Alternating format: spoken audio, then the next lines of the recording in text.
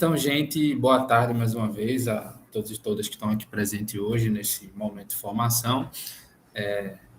Eu sou Felipe, sou estudante de Ciências Sociais aqui da UFPE e vou conduzir o debate aqui hoje, onde a gente vai tratar sobre as questões das estruturas da política de Estado para a população negra, principalmente no quesito da questão da saúde, né? Então, a gente vai começar agora mais um momento de formação do nosso webinar, né, que é uma das atividades da nossa pesquisa. A gente já teve outros momentos, então a gente está nesse segundo ciclo formativo, tem convidados aí importantes que vão trazer quando vão fazer esse debate aqui com a gente hoje, então é sempre um prazer a gente estar participando dessas atividades. Então, hoje a gente recebe aqui 3 pessoas convidadas, né, como já falei aqui antes, já estão aqui com a gente, e aí a nossa dinâmica ela vai se pautar muito nessa conversa, né, a gente vai apresentar aqui os convidados, mas antes eu vou só explicar como é que a gente vai fazer a condução desse debate. Acho que a nossa ideia é que cada convidado aí tem um tempo de fala de 20 minutos, mas aí quando chegar em 15 eu vou avisar já para vocês terem um pouco da percepção do tempo e fazerem as conclusões finais da fala de vocês. E aí, em seguida, a gente vai abrir para o debate, né, com todo mundo que está assistindo, que está participando aqui, e depois a gente volta para que vocês façam aí as considerações de vocês e a gente consiga fazer esse debate sobre a questão. Então, começando a apresentação aqui de hoje, né, a gente recebe aqui Fleury Johnson, ele que é médico pela UFRJ e Universidade de Lisboa, é mestre em medicina pela Universidade de Lisboa também, tem MBA em gestão de saúde pela PUC Rio Grande do Sul e é gerente sênior de saúde global pela Nubank. Nossa segunda convidada ela é a Rose Santos, ela é ativista negra, bióloga, sanitarista, pesquisadora em saúde da população negra e gestora da política de saúde para a população negra no Recife. E o nosso terceiro convidado é o João Luiz, ele que é doutor em epidemiologia pela USP e docente do curso de medicina da UFPE do campus de Caruaru. Então, para a gente já dar sequência à programação, né, a gente vai seguir com a ordem que a gente estabeleceu lá, que já foi divulgada durante a programação da atividade. E aí a gente começa com o Fleury Johnson, ele faz as suas colocações iniciais, e aí, se Fleury, pode ficar à vontade aí e começar. Eu acho que eu Oi, acertei. pessoal, boa tarde. Boa tarde, muito feliz de estar aqui com vocês, né, e compartilhar esse momento. Eu tenho uma apresentação, mas vou reduzir o máximo para poder caber dentro dos 15 a 20 minutos, né?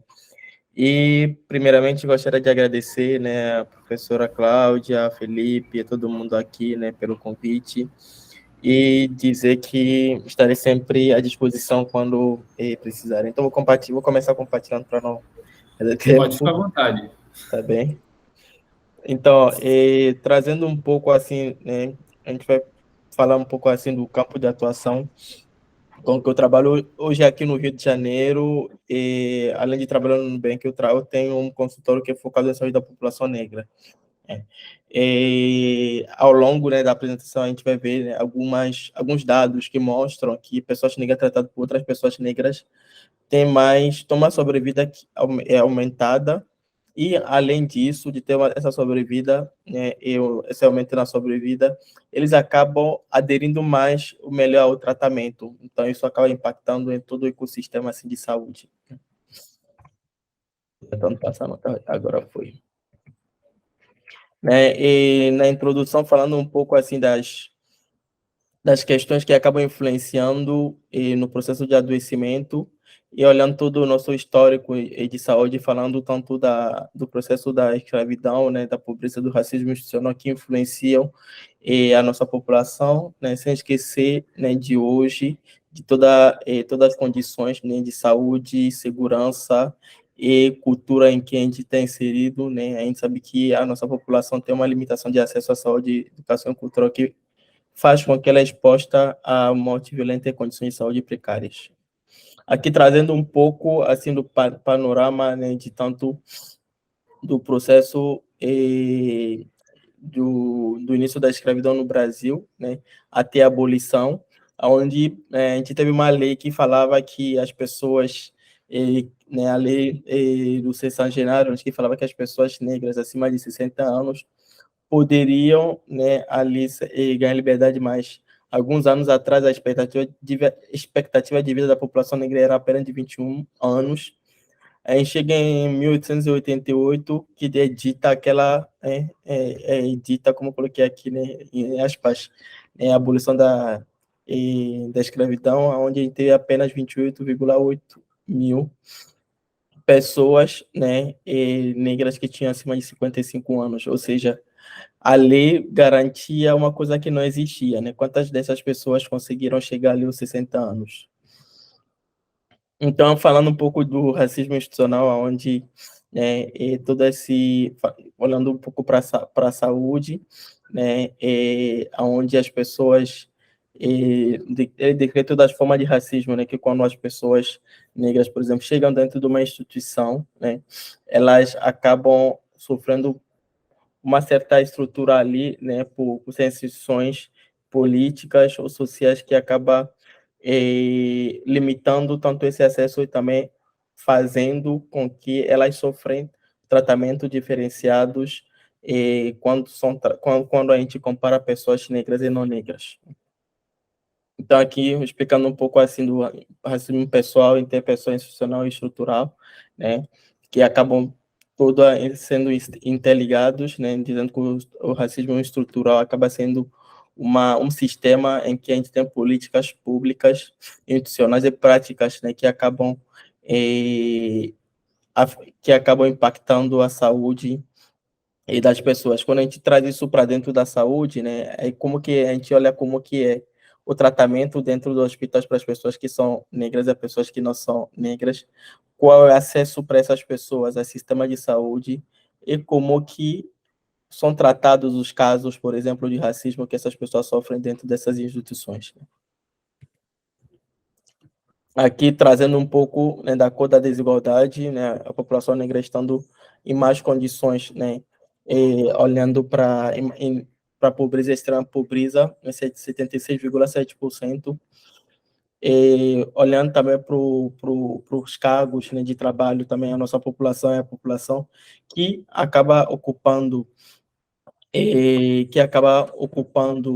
os trabalhos, né, com menor remuneração, ou às vezes o mesmo cargo, mas a remuneração é muito menor comparado à população negra e à população não negra. Olhando aqui essa diferença entre salário, né, entre a população negra e a população não negra, né, uma média de salário uma diferença entre a média de salário de 1.200 e pouco entre a população negra e a população não negra, né?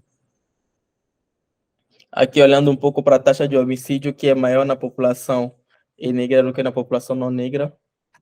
E falando também, né, como a gente está falando do analfabetismo, né, absenteísmo na escola, e falando de condições socioeconômicas, de saneamento básico também, é uma desigualdade que a gente observa entre a população negra e a população não negra.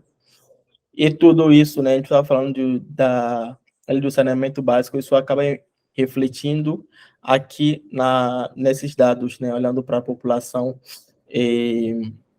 para a população negra e a população não negra, né? Eu estou olhando para cá porque eu estou com outra tela, por isso eu estou olhando para outra tela aqui. Então, 60% a mais de risco de falecer, né, por doenças infecciosas antes dos 5 anos, né? 90% de risco de falecer por desnutrição, 70% a mais de probabilidade de ser pobre e 30% a mais de risco de estar fora da escola. A gente sabe que acaba virando tudo isso é um ciclo, né?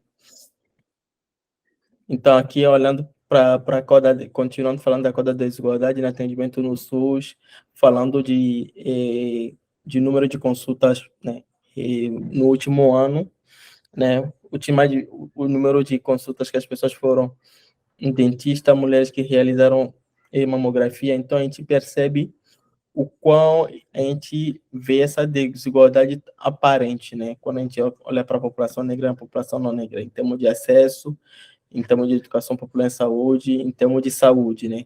A população negra avalia a sua saúde, né, é muito ruim, né, de 37,8% comparado à população não negra. Aqui a gente fala de algumas doenças, né, desiguais, né, ao viver, a gente fala da violência na população negra, a cada 23 minutos um jovem negro falece por morte violenta.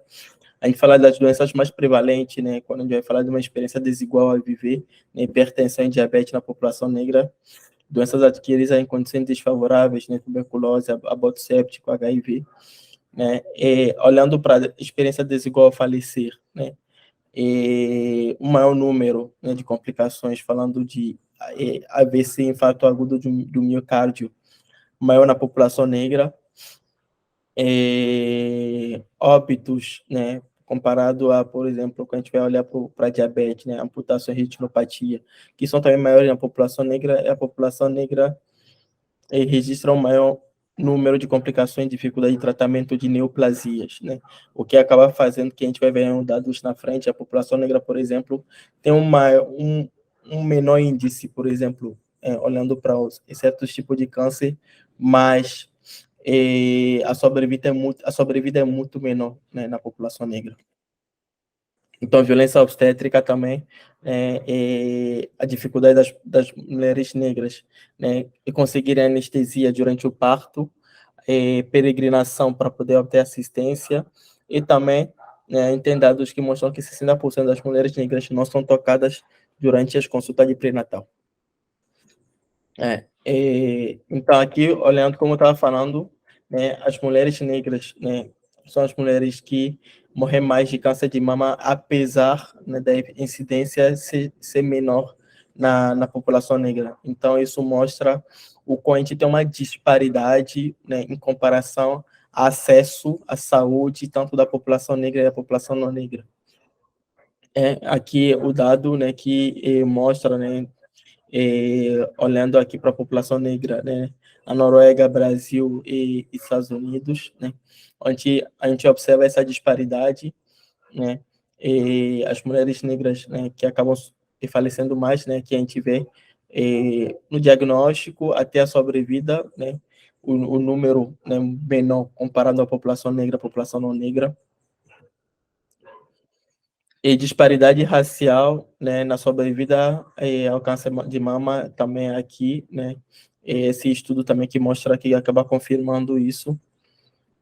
E aqui se retirou o fator o fator do receptor hormonal, né, porque o fator do receptor hormonal ele aumenta o risco, né, da pessoa ter ali o câncer de mama. Mesmo quando a gente tira esse receptor, né, esse fator receptor hormonal, a população negra acaba tendo os piores índices. Aqui comparando tanto o câncer coloretal, de próstata e o câncer de mama, né, o câncer de pulmão, né, todo tipo de câncer, a população negra que acaba registrando o maior número, né, aqui, né, de morte tanto na população masculina negra e na população feminina negra. Aqui falando também do mieloma múltiplo, né, a incidência é 2 a 3 vezes maior na população negra. Essa diferença se dá a partir de uma diferença anormal da molécula citogênica, né, na população negra. Então, por que é importante a gente falar disso? É a dificuldade, primeiro, do diagnóstico, né, e também do tratamento, né, que acaba acontecendo na população negra. Então, a gente tem uma grande dificuldade para a gente conseguir chegar ali ao diagnóstico e ao tratamento por conta dessa limitação, dessa dificuldade de acesso à saúde, né. Falando da Política Nacional de Saúde da População Negra, que infelizmente muitos poucos, né, muito pouco no município, né, quando a gente olha para 2019, 57% implementaram dos 5.600, né, e a partir dessa política, o Ministério de Saúde reconhece e assume a necessidade de instituição de mecanismos de promoção e integração da saúde da população negra e enfrentamento ao racismo institucional no SUS, na saúde, né, com vista à superação de barreiras estruturais. Então, a importância dessa política, a importância dos profissionais de saúde também conhecer essa política para poder guiar e orientar os seus cuidados e o seu trabalho no dia a dia dentro da saúde, né. A gente olha para a demografia médica aqui no Brasil, né, a gente vai ver quando a gente vê o número de pessoas pretas, né, médicas, no Brasil, 3,4%, né, apenas das pessoas negras, a gente chega mais ou menos a 27%, 27,3%, então um número muito baixo, né, para uma população que é de 57% da população é negra, então tem uma grande defasagem ali, né, tanto de representatividade, né, para dentro para dentro da saúde. Então, é muito importante um trabalho, né, o trabalho que as cotas raciais vem fazendo de trazer mais pessoas negras dentro da universidade, mas a gente ainda tem um número muito, muito baixo. Aqui, né, um artigo que pergunta se a diversidade é importante dentro da saúde, né? Aqui alguns relatos de pessoas nas minhas redes sociais que trouxeram algumas questões, né, que elas tiveram, tanto de diagnóstico, tanto de tratamento, quando elas estavam ali dentro do atendimento, né, e que isso acaba fazendo com que elas acabam se afastando ali do cuidado, procurando ter ali um cuidado em saúde, ou mesmo continuar o acompanhamento, ou mesmo se for para um diagnóstico, a pessoa acabar, né, se afastando por conta do tratamento que recebeu. Então, aqui traz um artigo que diz que, né, as universidades ou as escolas de medicina são como instituições também racializadas, né, porque a gente sabe que a indústria, tudo, né? Tudo é enviesado, tudo tem algum viés ali. E as universidades e a faculdade de medicina também ensinam, né? Também aquela medicina que é baseada, que não é feita para as pessoas negras, que não olha para as pessoas negras. Então, elas também são enviesadas, né? São vários artigos que acabam trazendo isso, né? Esse artigo do New England também, que trouxe a mesma coisa. E que, né, aqui também é importante, os negros americanos não acreditam, né, no sistema de saúde. Então, uma mesma coisa também que acontece aqui no Brasil, né? Quando a pessoa não acredita no sistema de saúde, essa pessoa não vai procurar atendimento e vai ter esse diagnóstico muito tardiamente, né?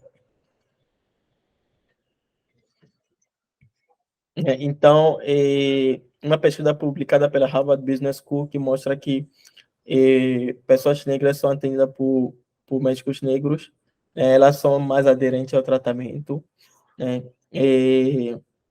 Importância da redução da desigualdade através ali, né, de acesso ao emprego, ao trabalho, importância de encaminhar pessoas negras em sofrimento psicológico para outros profissionais negros, inclusão, né, de questões de diversidade e inclusão dentro das faculdades de medicina e de saúde, né? E uma outra coisa também muito importante é o preenchimento do quesito racial, porque todos esses dados, todas essas questões a gente não conseguiria ter sem dado, né, sem esse preenchimento. É importante também que você já tenha, né, representação nos consultórios, hospitais, mesmo através de banners, tudo isso, para que sejam espaços acolhedores para os profissionais de saúde. É importante sempre essa pergunta, né, para profissionais de saúde, se sua consulta tem cor.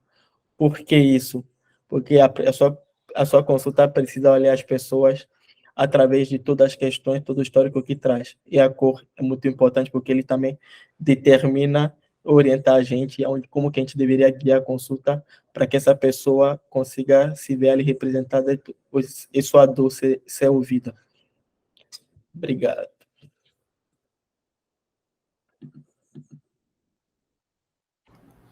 Ok, Fleury, obrigado aí pela sua apresentação inicial. Então, agora a gente passa a palavra para Rose Santos, que vai dar continuidade aí. Olá, então vamos lá. Deixa eu só organizar aqui minha apresentação. Então, agradecer ao Dr. Fleury, né, pelas exposições, pelo formato, né, do conteúdo que ele traz, né, e abordando todo o curso, né, do que é pensar a saúde da população negra, seja na sua prática, né, enquanto profissional de saúde, seja também no seu processo de vivências, até mesmo de leituras, né, e pesquisas. Como é bom a gente perceber, né, que a gente pode também trazer a pauta da saúde da população negra de diversas formas, né, e aqui você foi falando, eu fui também fazendo algumas considerações, porque é nesse sentido que a gente vai se retroalimentando. Então, minha gente, eu queria agradecer a participação aqui nesse momento, a confiança pela indicação da professora Ana Cláudia, que eu tenho uma enorme gratidão, e dizer para ela que a proposta que ela nos trouxe lá atrás do processo da gente costurar com a universidade já está caminhando, já falei com a professora Cessa Reis, né, que aí a gente está, não vou dar spoiler, mas a gente está montando aí algumas coisas interessantes, eu acredito, tanto para os profissionais de saúde, né, da nossa rede, Recife, quem sabe, Pernambuco, quanto também a universidade. Então, a gente está em parceria apenas de rever termo de cooperação, porque a gente já tem alguns termos abertos para depois, em seguida, voltar para o campo para continuar o jogo, né? Que é importante.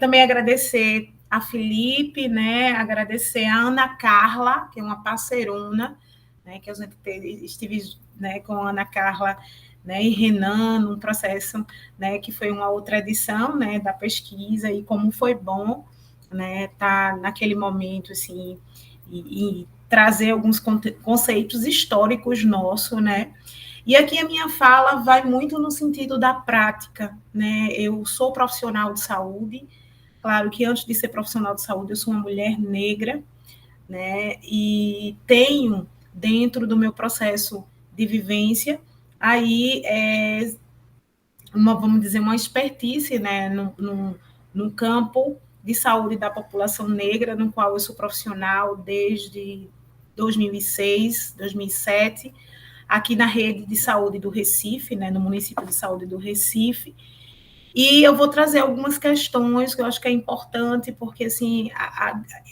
eu tenho discutido muito, né, com a universidade, que isso é muito importante, esse espaço aqui. A universidade é o centro de fomentar o saber, né, da pesquisa, de levantar os dados, e quando a gente passa para o olhar do serviço, né, das gestões, da própria conjuntura da rede de saúde, lá está a prática, lá está o movimento, de fato, dessa política que é pensada também dentro da universidade. Então, assim, essa extensão e essa parceria da universidade com o serviço de saúde, com os territórios, precisa cada vez mais se fortalecer, né? Eu sou profissional também da ponta, já passei 5 anos trabalhando dentro de comunidades enquanto profissional de saúde, e nós temos muitos processos, né, que são importantes, que a universidade também chegue, mas que a gente volte também com esse processo, né, de retornos para dentro da comunidade, porque muitas vezes eu digo a gente porque também eu tenho meu processo enquanto pesquisadora, a gente vai, estuda, a gente analisa os dados, né, compreende, isso vai, de certa forma, né, contribuir para aquele processo de trabalho, mas quando a gente, muitas vezes, não tem esse retorno, né, daquela pesquisa que foi ali, que aconteceu ali naquele território, e quanto é importante a gente dar esse feedback para os nossos profissionais. Então, aqui eu queria trazer também essa questão da prática enquanto profissional de saúde, em pensar a política, no qual estou dentro desse escopo da saúde da população negra desde 2009, né, onde eu cheguei aqui no grupo de trabalho em saúde da população negra no município do Recife. É importante a gente historiciar que Recife é uma das cidades pioneiras e protagonista do processo da implantação da política de saúde da população negra, né? Recife, ela vem em consonância com a política nacional de saúde integral. Então, a política nacional, ela tem uma portaria, que é 992, em 2009, e Recife vem com a sua portaria em 2006. Então, a gente tem aí, né, um paralelo, que isso diz muito sobre a luta dos movimentos sociais negros aqui na cidade. Então, é importante a gente trazer esse histórico, né, que a política ela é pensada e ela traz um processo de construção e implantação a partir desses grupos de mulheres, em sua maioria mulheres negras, que, de certa forma, né, provoca a gestão naquela época do município, né, a pensar essa saúde, a trazer, né, de fato, um princípio que é a equidade, né? Então, quando a gente vai estudar o Sistema Único de Saúde, a gente tem um princípio básico, norteador também, né, entre outros, a equidade. Então, A cidade do Recife, nós temos quase 60% de população negra autodeclarada, pretas e pardas, aonde a gente tem quase 80% de população negra que depende do SUS, né, que usa o SUS no seu processo de acolhimento, na verdade, de serviços de saúde. Então, a gente tem uma população grande utilizando os nossos serviços públicos de saúde. E aí a política, ela vem, né, nesse momento, para a gente pensar nesses indicadores, né, que aí tem a doença falciforme também, que foi um grande marco na implantação da política, mas a gente pensar para além de indicadores, para além de mortalidade, de morbidade, adoecimento e morte, pensar também estratégias de resgate do nosso saber ancestral, né? Então, muito África, né, produziu no campo da ciência e da saúde, né? E aí a nossa discussão e a política, ela tem como marca esse enfrentamento ao racismo institucional, que parte justamente de reconhecer que a gente não tem um olhar ainda, né, enquanto instituições governamentais antirracista, porque o antirracismo não chega nas organizações governamentais ainda, a gente ainda está no campo do enfrentamento ao racismo, né? E isso é também um dado importante para a gente pensar como é que a gente está, de certa forma, nesse compromisso, eu digo a gente enquanto instituição, enquanto Estado, né, enfrentando, na verdade, trazendo a pauta, né, como a pauta prioritária para a nossa população em geral, né? Porque falar sobre saúde da população negra é falar sobre também outras populações, porque a gente vai entrando aí, vai trazendo diversos determinantes e elementos que estão inseridos, e aí, na fala de hoje, da tarde, nessa participação, eu queria trazer um elemento importante, né, que a gente tem discutido, inclusive, eu tenho trazido para os profissionais na rede, que é justamente discutir sobre a branquitude, né? Então, o que é discutir sobre a branquitude dentro de um serviço de saúde, onde a maioria dos médicos, das médicas, dos profissionais de saúde são brancos, não são negros, né? Porque muitas vezes, quando a gente chega com algum curso, quando a gente vai trabalhar a questão da educação permanente de saúde, né, a gente vai falar sobre o racismo, sobre os determinantes raciais, sobre o racismo institucional, né, a gente se depara, né, com uma branquitude resistente, né, reafirmando o pacto narcísico, né, dentro dos modelos eugênicos ali na sua prática nos serviços de saúde, né? É a mortalidade materna, é a violência obstétrica, que se reforça agora, nesse momento, numa maternidade, né? É o atendimento para a população negra que vem, né, que não vem de forma humanizada, então, na sua prática, é um atendimento que a criança negra não é tocada. Eu estava agora pela manhã participando de um seminário, né, organizado pela Unicef. Eles estão lançando um programa chamado Primeira Infância Antirracista, e Recife foi uma das 8 cidades indicadas para participar desse plano, né, desse projeto, e a gente discutia muito sobre essa questão do processo de como é que as nossas crianças negras, elas são acolhidas, né, na escola, na assistência social, nos serviços de saúde, que muitas vezes os profissionais sequer olham para essas crianças, né? E eu achei bem interessante uma das histórias que foram contadas hoje de manhã, e aí isso me resgatou também, porque falar sobre saúde da população negra é falar sobre a minha saúde, né? É falar sobre a nossa saúde enquanto população negra, e resgatar algumas questões que são pilares nesse processo da construção e da manutenção do sistema racista no Brasil. E aí alguém lembrava que quando ia ao médico, né, a mãe sempre arrumava, né, era a melhor roupa, e você vai vestir a melhor roupa, então a criança vai com, né, as melhores roupas. Eu, pelo menos aqui em Recife, eu lembro muito disso comigo, que minha avó era como se eu fosse para uma festa, né? Então, de certa forma, até um dado momento, eu olhava e dizia, ai, que legal, eu vou, né? Vamos bem arrumadas, entre aspas, né? Só que depois, quando a gente faz uma análise crítica e dura sobre o processo, na verdade, esse se arrumar bem é para ser bem aceito, né? Faz parte de um curso duro para a gente, enquanto população negra, para a gente, né, entrar nos moldes de modelos padronizados, né, dentro desse universo. Então, assim, falar sobre saúde da população negra é falar sobre um universo de questões e de estratégias e também de gerações, né? Porque é um debate intergeracional, né? É a gente pensar de que forma as políticas públicas elas também estão dialogando nesse processo de fazer saúde, né? Eu vou abrir aqui uma apresentação de forma rápida, prometo, viu, Felipe? Cumprir o horário, assim como o doutor Fleury, que foi. Tem 8 minutos ainda, acho que dá tempo. Dá tempo, né? Esse processo da gente ser silenciado há muito tempo, a gente fica querendo falar, né? Então, mas tudo tem uma organização, tem que ter tempo.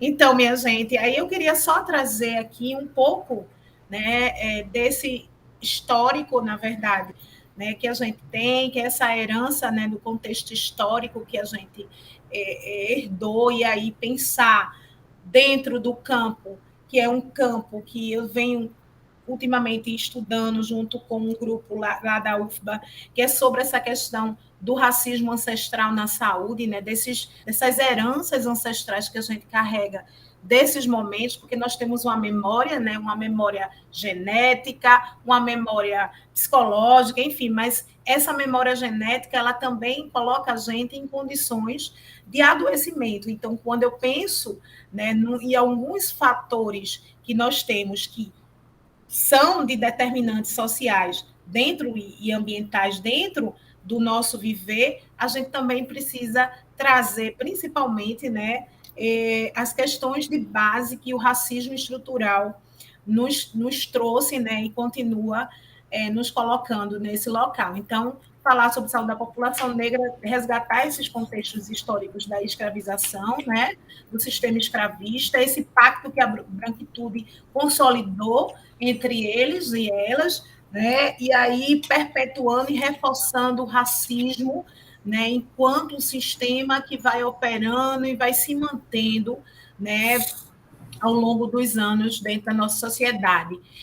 Uma questão também importante é a gente refletir sobre, né, de que forma o racismo institucional ele se configura dentro das nossas instituições, da universidade, né, dentro das secretarias municipais, dentro das outras instituições e coletivos, né? Então, como é que essa nuance desse racismo institucional, que ora é por uma expressão racista, ora é por um organograma, por uma atividade que tem ausências diversas, né? Do olhar para essa população negra que precisa estar dentro, né, do processo saúde, e muitas vezes a gente invisibiliza, a gente não dá o olhar adequado, equânime, né? E aí o racismo institucional reforçando.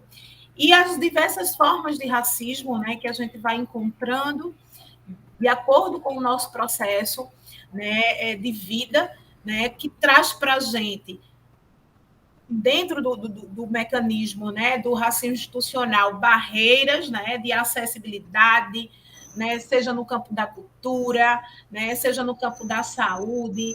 Então, de que forma esses serviços, né, falando enquanto saúde, ele acolhe essa população, né? E aí é importante também a gente trazer, por isso que eu digo assim, muito importante a gente discutir aqui sobre indicadores, eu acho que é legal, e eu acho que é válido, e a gente, através dos indicadores, eu acho que tem um epidemiologista aqui, que é o professor João, vai falar um pouquinho dessa questão dos dados, mas muito mais do que a gente trazer esse dado de forma quantificada, a gente qualificar e ter esse olhar para a epidemiologia social, né? Eu passei muitos anos dentro de um setor da epidemiologia, e, assim, o quanto é importante a gente desagregar esses dados, né? E fazer com que esses dados eles sejam cada vez mais detalhados, porque ali tem uma mulher, ali tem uma família, ali tem um contexto social, antropológico, então, assim, a importância da gente, né, estar discutindo a partir desses vieses. E falar sobre saúde da população negra, falar sobre racismo, justamente a gente atrelar algumas construções que nós temos socialmente, né, do que como é que a população nos enxerga, né, desse imaginário que é consciente, não é inconsciente, que é consciente, né, desse pacto que é a todo momento se mantido. Então, a gente vai colocando os estereótipos e direcionando a população negra cada vez para as margens da sociedade, né? Então, algumas imagens que são importantes a gente parar, né, e assim, analisar até que ponto, né, se mantém a meritocracia, se alimenta a meritocracia, né? Que é um sistema que oprime e que traz muita angústias e adoecimento no campo mental e emocional da população negra, né?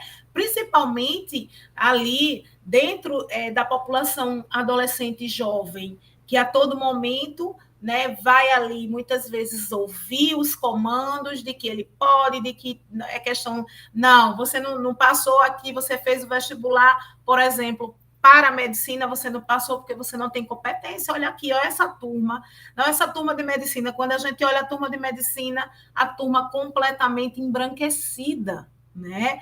Então, e aí pensar essa democracia, né, esse mito, essa falácia dessa democracia, né, para a branquitude é manter, né, manter cada vez mais a ideologia da meritocracia. E aí a meritocracia é um sistema que opera constantemente na mente, né, na saúde das pessoas, nos levando ao adoecimento e morte, principalmente da juventude. Então, quando você pega alguns trabalhos no campo da saúde mental do adolescente jovem, que está principalmente no momento de irem para o ingresso na universidade, e que vão aí também optar pelos cursos, vamos dizer, mais embranquecidos, como medicina, entre outros, você percebe o quanto de adoecimento e de tensões que são despertadas a partir do pacto da meritocracia, né? Muito interessante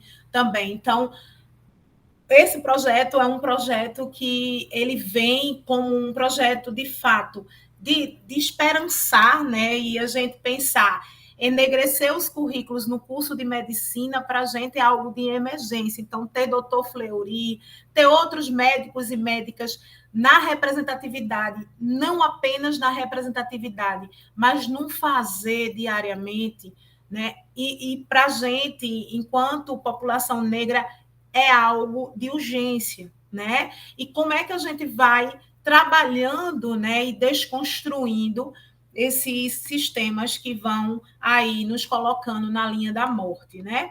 Então, de acordo com diversas pesquisas, a população negra, né, que morre mais cedo, a níveis mais baixos de escolaridade, tem menos acesso de serviço à saúde do que a população não negra, né? Esses dados a gente, né, muitos de nós já conhecemos. E aí, pensando nesse roteiro, né, aí nós temos uma política nacional de saúde integral da população negra, né? Como foi citado, é uma política que, quando a gente pensa nos municípios do Brasil, apenas 57% dos municípios têm a política implementada. Implementada, a gente tem um número bem menor, né? Em 2016, eu participei de uma pesquisa a nível nacional sobre a implementação da Política Nacional de Saúde Integral da População Negra em São Paulo, com o professor Luiz Eduardo, que hoje está na assessoria de equidade, né, no governo federal, lá no Ministério da Saúde, onde a gente teve um dado, né, eu separei bem aqui, que apenas das políticas implantadas, das 57, quase 60, a gente tem apenas 22 municípios que implementaram a política, né? Ou seja, que a política está se movimentando, se retroalimentando. Então, só para informar, Rose, 3 minutos, tá bom? Tá bom. Obrigada. E isso é algo que a gente vai trazendo para esse contexto, né, da nossa sociedade. Nós estamos atualmente, né, com um governo que é um governo parceiro, né, que é um governo que a gente sabe que a gente vai resgatar, né, muito do que tinha sido desmontado, mas que ainda a gente não nos vê dentro do movimento, ou seja, dentro dos cargos, né, de liderança enquanto população negra. Então, assim, é algo para a gente também, né, refletir e fazer o nosso movimento, cada um em seus lugares. trouxe aqui vários boletins epidemiológicos sobre a Covid, né? Eu não vou me debruçar muito por conta do tempo, mas eu queria trazer uma análise geral para vocês, que quando eu faço a análise desses casos, dos óbitos na cidade do Recife durante o período da Covid, né? Num período, principalmente num dado de tempo específico. Rose, só um minutinho, porque não está passando os teus slides. Não está? Não.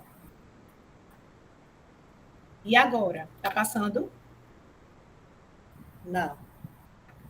Ai, Deus. Deixa eu Não, colocar. acho que deveria colocar Agora em foi. apresentação, no módulo apresentação. Agora sim. Eu coloquei no modo de apresentação. Agora eu vou deixar assim, pode ser que esteja travando meu computador. Acho que agora vai assim, né, minha gente? Dá para vocês verem. Pronto, agora a gente está vendo, sim. Pronto. Obrigada, professora. Então, uma questão importante que eu queria só frisar aqui nessa questão dos dados de óbito, sobre óbito no período da Covid, é que a maioria dos óbitos que a gente teve, né, como perfil, né, como elemento dentro da epidemiologia, foram óbitos, dos óbitos domiciliares, foram óbitos de pessoas em comunidades de extrema vulnerabilidade, né? E aí, esses óbitos, a maioria da população negra, as pessoas sequer tomaram conhecimento, né, do diagnóstico da morte dos seus parentes, dos seus entes queridos, e muito menos conseguiram acesso aos serviços de saúde, né? Então, assim, para a gente ter ideia de como a nossa população, muitas vezes, não tem sequer o direito de saber informações necessárias, né, no seu curso, até mesmo depois, né, da questão da vida na morte, né, no óbito. Então, são dados interessantes que a gente está estudando ainda em relacionado à questão da Covid, e aqui tem algumas legislações antirracistas, né, e aí queria enfatizar a questão do quesito raça-cor, né, Recife, na verdade, Pernambuco, é um dos poucos estados que tem um decreto que hoje é lei, né, que obriga os estabelecimentos de saúde, né, no âmbito do estado de Pernambuco, todas as prefeituras, né, a fazer a identificação do quesito raça-cor, né, a preencherem um formulário, a autodeclaração, né, que é um quesito que a pessoa se autodeclara. Então, assim, esses dados são primordiais para a gente entender como é que está a política pública,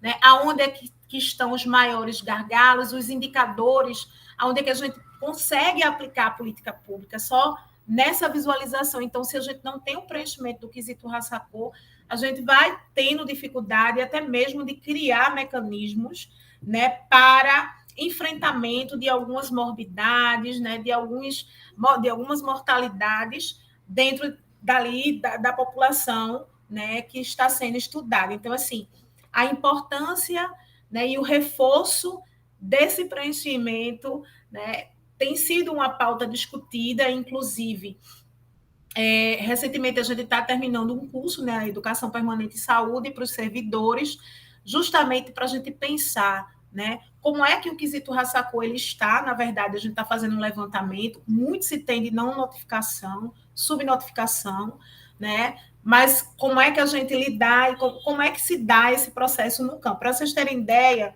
Recife tem um bairro, para quem não é daqui de Recife, chamado Coque. E o Coque é um bairro muito negro, né? Um bairro negro, de famílias negras.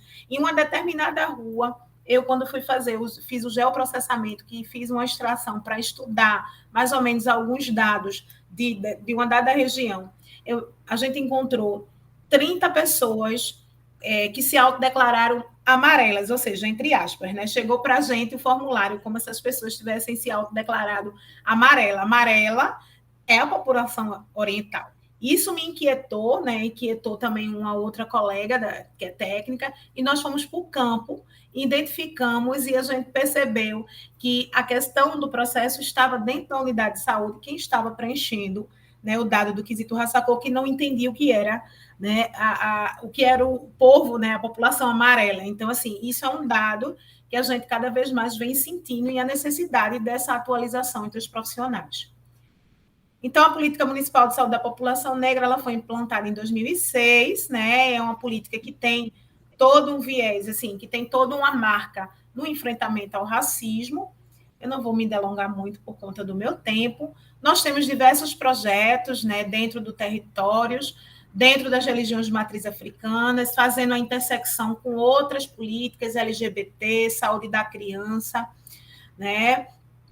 Mas que a gente sente que ainda, né, nós não temos, de fato, uma integralidade dentro, né, dessas práticas. Então, quando eu pego, por exemplo, um dado, né, que é o dado de mortalidade materna em Recife, Recife tem crescido muito a mortalidade materna, eu percebo o quanto a gente precisa trabalhar, né, alguns conceitos e alguns elementos nas maternidades, com os profissionais de saúde, porque a violência obstétrica ela é um caminho para a mortalidade materna também, né? Então, quando a gente vai analisar um óbito, eu participo do Comitê de Mortalidade Materna em Recife, então, quando a gente analisa um óbito, né, de uma mulher, que em maioria das mulheres negras, muitas vezes a gente percebe, ou na maioria das vezes a gente percebe toda uma negligência que parte, né, a partir do elemento do parto, né, no momento do parto, mas a gente, quando vai fazendo a pesquisa, vai se debruçando, a gente vai percebendo que esse território, que essa mulher estava inserida, um território sem saneamento básico, de várias violações e violências, né, que a nossa população vivencia. Então, também esse é o nosso papel enquanto, né, enquanto profissional de saúde que tem, né, aí um compromisso com a luta antirracista na saúde, né, que é desconstruir também dentro da mortalidade materna, porque muito se dá, né, nos comitês a culpabilização para a mulher, né, que não pode nem se defender, mas a culpa foi dela porque ela não procurou a unidade de saúde. Então, esse processo de fazer esse enfrentamento, dizer, não, minha gente, vamos prestar atenção, cadê essa unidade de saúde? Esse ACS estava onde? Né? E essa mulher estava inserida em que conceito? Então, quando a gente faz esse movimento, né, as pessoas vão começando algumas a se sensibilizarem, outras não, né? Enfim, mas a gente vai começando a direcionar que o problema, né, que a pessoa que foi vítima, né, a mulher que perdeu sua vida, vamos dizer, uma causa quase 100% evitável, que ela, né, ali é mais um corpo negro, é mais uma mulher negra que deixa de existir, que deixa de viver por uma negligência provocada e amparada pelo racismo. Então, eu queria agradecer, eu teria mais coisas para falar, mas é isso. Obrigado, Rose, trouxe aí apontamentos importantes, a gente vai continuar aí a discussão no momento em que o pessoal for fazer suas falas também. Então, queria passar a palavra agora para João Luiz, que já está aqui. João, está contigo. Oi, gente, boa tarde. Iniciar agradecendo a oportunidade de estar discutindo um tema tão importante para a reafirmação do pacto civilizatório, né? Depois de termos passado por alguns dos últimos anos de considerável barbárie, né? Quando a gente se relaciona ou se refere aos direitos humanos. Então, agradecer a oportunidade de estar em diálogo com o projeto, né, Enegrecendo Currículos. Eu sou docente da Universidade Federal de Pernambuco, atuo no curso de Medicina do Centro Acadêmico do Agreste, em Caruaru, Núcleo de Ciências da Vida. Eu fiz uma apresentação, eu queria saber se ela está aparecendo para vocês. Aparece aqui, mas passa para ver se a gente consegue ver, porque teve um problema na apresentação de Rose, né? Está passando? Está passando, pode ficar à vontade. Ok. Então, gente, tem diversas maneiras, né, assim, de a gente começar a discutir um tema que é amplo, né, e que faz interface com diversas áreas do conhecimento para além da saúde. Então, pensar em estruturas da política de Estado para a população negra, eu acho que a gente pode adotar como marco zero a distinção, né, de dois termos que a gente muitas vezes utiliza como sinônimos, mas que eles se referem a coisas completamente diferentes, né? Que é a política de Estado e a política de governo. Quando a gente vai na literatura, a gente pode encontrar definições sobre cada uma dessas políticas da seguinte forma. A política de Estado, ela é definida como uma ação institucionalizada, planejada e coordenada e executada por instituições ligadas ao Estado, né, estatais, visando o bem comum. E essa política de Estado, ela modifica uma estrutura que está consolidada, só que essa modificação acontece a longo prazo.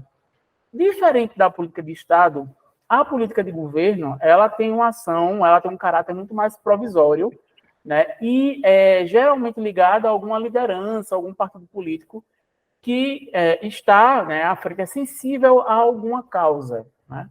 E essa política de governo, ela geralmente ela dura o período de vigência daquele governo. Então, não é uma política essa de governo que está relacionada com a reestruturação de um projeto de nação ou com a construção de um projeto de nação, né? Interessante salientar que essa política de governo, em algumas instâncias, ela tenta se adaptar à Constituição, mas algumas vezes ela até burla a Constituição para se efetivar. Então, acho que é interessante, né, dado o tema do nosso webinar, que é a estrutura da política de Estado, a gente demarcar do que é que a gente está falando de fato, né, se é de política de Estado ou de política de governo.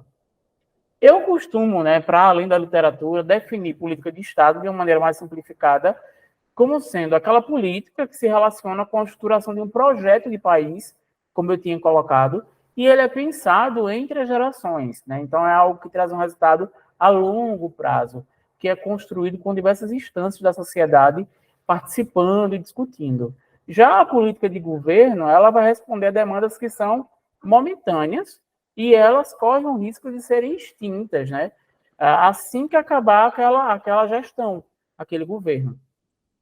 E aí a gente tem uma série de exemplos, né? De política de Estado, a gente tem o SUS, né? Com a Constituição de 88, que é um marco civilizatório para o nosso país, né? Depois do processo de ditadura e período de redemocratização.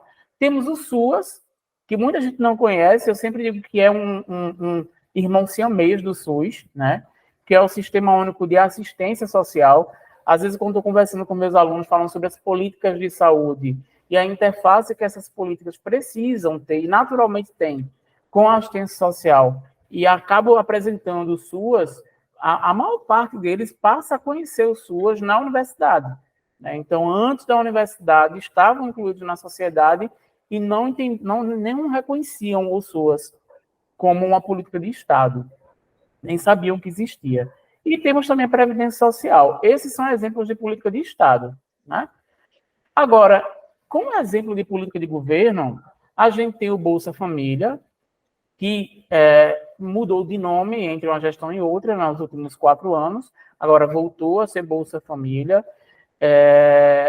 Temos o Programa de Erradicação do Trabalho Infantil e temos, acho que, o exemplo mais claro de política de governo, que é o Programa Mais Médicos, né? A gente teve uma experiência bastante exitosa com Mais Médicos nos governos Lula e Dilma, e depois, com o governo Bolsonaro, a gente teve a extinção do Programa Mais Médicos e agora a gente está reestruturando o programa, requalificando, trazendo novamente para a configuração das políticas de saúde do Brasil. E aí estou colocando políticas de saúde no plural mesmo, porque tanto faz se ela é de Estado ou de governo. Mas a gente está falando, de fato, de política de saúde de Estado, né? E a nossa grande política de saúde de Estado é o SUS, né? Como eu falei, com o marco da Constituição de 88 e as leis que regulamentam a existência do SUS e os seus princípios, né? A Lei 8080/90 e a 8142. Então, baseados, né, nessa grande política de saúde de Estado, que é o SUS, foram surgindo ao longo das décadas, a gente já tem mais de 35 anos de instituição, né, de processo de implementação do SUS, foram surgindo algumas políticas sobre esse guarda-chuva dessa grande política de Estado. Então, com a ascensão dos governos de esquerda, e eu sinceramente acredito que não foi casual, né? Se deu em virtude disso, da ascensão de governos com essa proposta, né? Com esse olhar para uma estrutura social que vai ser construída ao longo das décadas. Surgiu, como exemplo, né, de políticas dentro do SUS, a Política Nacional de Atenção à Saúde dos Povos Indígenas, lá no início dos anos 2000, em 2002. 2 anos mais tarde, a Política Nacional de Atenção Integral à Saúde da Mulher. Em 2006, a gente teve a Política Nacional de Saúde da Pessoa Idosa, todas elas em fase atual, né, de implementação, não é de implantação, mas de implementação, porque a gente disputa território o tempo inteiro, né? E, em 2009, a gente tem a Política Nacional de Saúde Integral da População Negra, e aí a gente tem a galinha de Angola, né, a galinha de Angola, que é um símbolo relacionado à política, né, ficou vinculado à política de saúde da população negra. Depois a gente pode até discutir por que é que tem essa simbologia, né, e tal, mas é só para a gente ter uma ideia de que o arcabouço de políticas de Estado dentro da área da saúde, além da política de saúde da população negra, vem nessa esteira, né, histórica de políticas nacionais de atenção a outras minorias, que são políticas identitárias, no fim das contas. E aí, sempre que eu falo dessas políticas que estão dentro do SUS, que é a nossa grande política de Estado, eu faço duas provocações, né? Vejam, a primeira delas, tendo em vista que as políticas de saúde identitárias, essas que eu falei agora, saúde da população indígena, saúde do idoso, saúde da população LGBT também, que veio depois, em 2011, saúde da população negra, não, tendo em vista que essas políticas identitárias dentro da saúde, embora estejam presentes no arcabouço do SUS, né, como políticas de Estado, tendo em vista que elas sofrem interferências das gestões governamentais, né, que, por exemplo, desfinanciam a execução das ações dessas políticas, será que, na prática, né, a gente, quando pensa nessas políticas, a gente está diante de políticas que são, de fato, políticas de Estado, ou elas são, na realidade, políticas de governo, já que elas sofrem essas interferências? Então, essa é uma provocação que eu sempre coloco quando vou falar dessas políticas identitárias. Dentro delas, a política da população negra, né? De saúde da população negra, que é o nosso tema hoje aqui. E aí, uma outra provocação, né? A partir dessa primeira. Temos, de fato, será que a gente tem realmente uma política de Estado direcionada para a população negra, tendo em vista essa política que a gente considera como sendo de Estado sofre as intempéries da gestão, que pode simplesmente negligenciar as ações, desfinanciar, né, ou não colocar lideranças à frente para continuar o processo de implementação dessas políticas, né? Então, eu sempre coloco essas duas provocações. Independente de ser política de Estado ou política de governo, a gente, dentro da saúde, não consegue estruturar minimamente uma política, né, sem o auxílio da epidemiologia, que é a minha área de formação, de expertise, né? Então, eu sempre digo que é impossível a gente formular e executar políticas públicas de saúde sem o auxílio do olhar, do viés, né, da ferramenta epidemiológica. A epidemiologia, diferente da clínica, vai olhar para a população. Enquanto a clínica olha para o indivíduo, né, para o corpo do indivíduo, a epidemiologia vai olhar para um corpo coletivo. Então, a epidemiologia que dá essa noção de nação, né? De povo, de população. É a epidemiologia que nos dá essa visão da coletividade.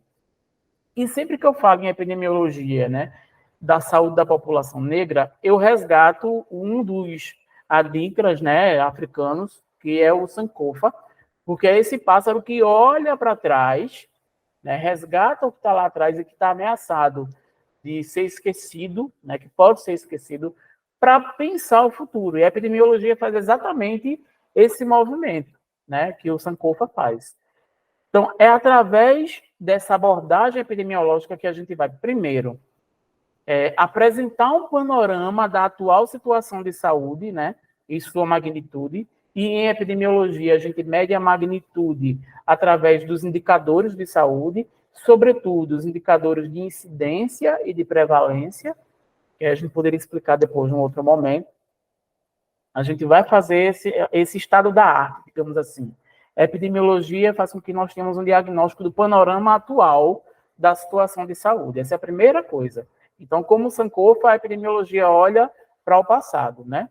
Auxilia na compreensão histórica, né, de como é que a gente chegou até essa situação atual, quais são os determinantes históricos, estruturais, que fizeram a gente chegar até esse momento. E, por fim, a epidemiologia, como ferramenta dentro do setor saúde, consegue auxiliar apontando caminhos possíveis para superar os problemas que a gente encontra na situação de saúde atual. E aí, pensando na epidemiologia como essa área, né, das ciências da saúde que olha para o coletivo, eu trouxe alguns breves indicadores de saúde da população negra que são muito referenciados e que, mesmo com o passar dos anos, a gente, infelizmente, não tem melhoras significativas desses indicadores. Então, por exemplo, a anemia falciforme foi um marco, mas ainda não é uma coisa que ficou no passado, é algo que nos preocupa ainda, né? E ela é encontrada, né, a anemia falciforme, numa frequência, né, numa incidência que varia entre 6% e 10% da população negra, isso no Brasil, né? A população negra de outras partes do mundo também tem o traço falciforme como uma questão que precisa ser respondida pelo setor saúde dentro das demandas de saúde. A diabetes, né, o diabetes mellitus também, principalmente do tipo 2, atinge com muito mais frequência os homens negros, né, do que os homens brancos, 9% a mais. A incidência é 9% maior, né, em homens negros do que em homens brancos. E quando a gente olha para as mulheres negras, essa incidência é em torno de 50% maior quando a gente compara a incidência da diabetes nas mulheres brancas com as mulheres negras. Mais alguns indicadores, né, ainda epidemiológicos, relacionados à hipertensão arterial. Quando a gente olha para a população toda, e esse dado eu particularmente acredito que esteja bastante subnotificado, porque a incidência tem aumentado de hipertensão arterial na população em geral. O que é que a gente vê? A gente vê que tem um percentual de aproximadamente entre 10% e 20% da população geral é hipertensa no nosso país. Só que a gente, quando faz o recorte por raça, a gente percebe que há uma maior prevalência em homens e que as pessoas negras de ambos os sexos vão ter essa hipertensão arterial de uma maneira muito mais complicada. A deficiência da glicose 6-fosfato desidrogenase, que é uma enzima que a sua ausência, né, a deficiência dessa enzima, vai resultar na destruição dos glóbulos vermelhos, levando a um outro tipo de anemia, que é a anemia hemolítica. O mieloma múltiplo, como também já foi colocado, tem uma incidência 3 vezes maior na população negra. Essas são questões de ordem biológicas que justificam por si só, né, a necessidade da gente pensar uma política de saúde direcionada a essa população. E é importante a gente colocar isso porque muitas vezes, quando a gente pensa em políticas de saúde para populações mais vulnerabilizadas, há uma tentativa de um discurso surgir dizendo que o que nós queremos na área da saúde, na verdade, são privilégios, né? E aí a epidemiologia está colocando que não são privilégios, são necessidades de saúde que se colocam para a gestão em saúde e que estão uma realidade que está disseminada na população. Pensando ainda em outros indicadores epidemiológicos, né, de saúde dessa população que a gente está falando. Quando a gente olha para o ano de 2012, há 10 anos, né, aproximadamente 10 anos, quando a gente olha para o total, né, da mortalidade materna no Brasil, focando nesse ano especificamente, a gente percebe que 60% dos óbitos que aconteceram, dos óbitos de mulheres, né, em gestação, né, e a mortalidade materna tem um complexo com várias camadas, mas a gente percebe que a análise pelo critério raça-cor, né, nos traz uma realidade onde 60% das mulheres negras compunham um total de vítimas, né, de mulheres que foram a óbito por mortalidade materna, algo que também já foi bastante colocado e que é de conhecimento amplo e que nos interessa muito dentro da área da saúde, porque isso não é apenas um evento relacionado à segurança pública, né? 77% dos homicídios ocorridos em 2012 foram de pessoas negras e, sobretudo, da juventude negra, né? De pessoas entre 15 e 19 anos. E somos nós quem, na área da saúde, quem atestamos esses óbitos. Então, esses dados precisam nos estarrecer, né? Eles precisam nos mobilizar de alguma forma. As questões relacionadas ao acesso da população negra, né? Quando a gente pensa assim, quantas pessoas, né, o percentual de pessoas que consultaram um médico no último ano? Quando a gente vê as pessoas brancas, e aí a gente está colocando o sistema público e o sistema privado de saúde, tá? Está pensando no sistema único.